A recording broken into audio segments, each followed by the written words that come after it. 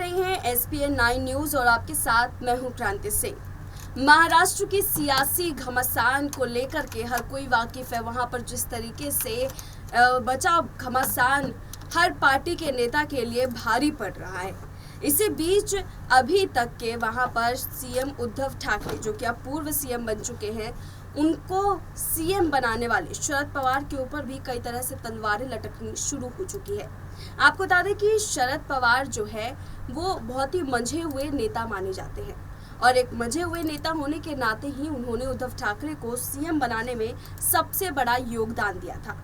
और यही वजह है कि अब जो तलवार सबसे ज्यादा तल्ख होकर के जिसके ऊपर लटक रही है वो है शरद पवार।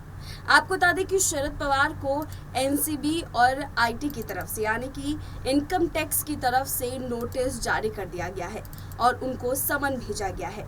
उनके ऊपर आरोप लग रहे हैं कि उन्होंने जो अपने पिछले चुनावों को लेकर के, चुनावों से पहले जो एक ब्यौरा दिया जाता है, उस ब्यौरे में बहुत बड़ी गड़बड़झाला किया था और ये गड़बड़झाला उन्होंने अपनी संपत्ति को लेकर के किया था।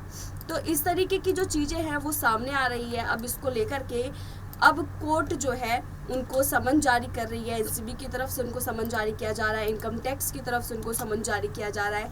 इन सभी तलवारों के बीच में शरद पवार जो है वो अटके हुए हैं और ये शरद पवार के लिए सबसे मुश्किल वाली घड़ी है।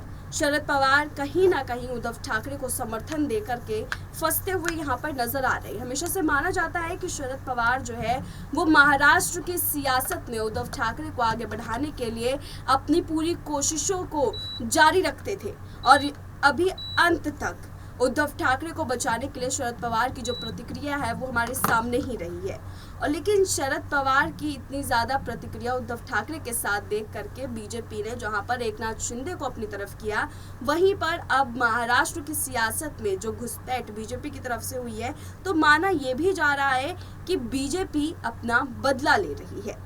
क्योंकि बीजेपी को लेकर के जिस तरीके से तीखे तेवर शरद पवार के देखने को मिले थे, वहीं पर अब जो है बीजेपी जिस तरीके से शरद पवार के लिए अब कहीं ना कहीं मुश्किलें खड़ी करती हुई नजर आ रही। क्योंकि इससे पहले एनसीबी और आईटी की तरफ से कोई भी समन जो है वो शरद पवार को नहीं दिया गया था, लेकिन अब जैसे ही सीएम पद से उद्धव ठाकरे हटे, एकनाथ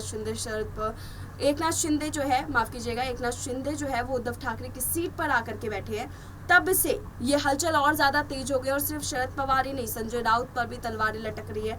तो माना जा रहा है कि बीजेपी जैसे ही महाराष्ट्र की सियासत में घुसी है, वैसे ही वहां पर जो पहले से जो दल बैठे हुए थे उन दलों पर अपना प्रहार करना शुरू कर दिया है। जो तीखे बयान उन्होंने सुने हैं बीजेपी ने, क्योंकि हमेशा से जो विपक्ष की पार्टियां रही है वो हर बार ये कहती हुई आ रही है कि बीजेपी जो है जब सत्ता में आ जाती है तो उसके बाद से वो अपनी कार्रवाई शुरू करती है, पिछले डेटा निकालती है और डेटा के आधार पर उनके ऊपर कानूनी कार्रवाई करवाई जाती है। और यही वजह है कि अब शरद पवार के ऊपर भी ये कानूनी कार्रवाई का दौर जो है वो शुरू हो चुका है।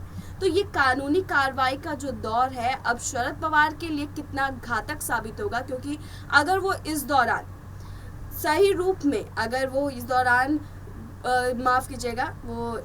अगर शरद पवार के ऊपर जो ये तलवार लटक रही है, अब ये तलवार क्या उनको जेल के रास्ते भेजेगी, ये तो आने वाला समय ही बताएगा। आप लोग के क्या राय हैं शरद पवार को लेकर के और उनके ऊपर ये लटकती तलवार को लेकर के? क्या बीजेपी सच में अपना बदला ले रही है? इस पूरे मामले को लेकर के आप लोग के क्या तर्क है, हमें कमेंट करके जरूर बताइएगा। फिलहाल ऐसी तमाम अपडेट्स के लिए देखते रहिए एसपीएन 9 न्यूज।